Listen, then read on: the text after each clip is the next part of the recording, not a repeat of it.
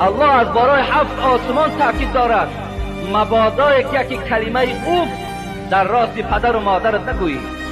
یکی اگر کار وزنینت آمد، یکی اگر خدمت وزنینت آمد و اوف گفتی، کل عبادتت حبطه و بیکاره شد. الله بیان دارد ولا تنهرهما، یکی پدر و مادرت خیال دوگانه و جورت نکنی، یکی پدر و مادرت خیالی رفیقت نکنی، خیالی رئیس و خیالی همسایت نکنی و بالای وی سیاست کنی که الله گفت 70 ساله عبادت داشته باشی همگیش بیکاره میکنم. برای یک پدر و مادر ناراحت کردن، زیرا اینا از جمله کیا بودند؟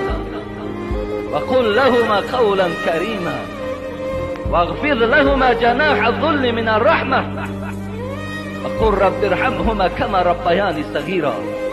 سوره حجرات چی زیبا بیان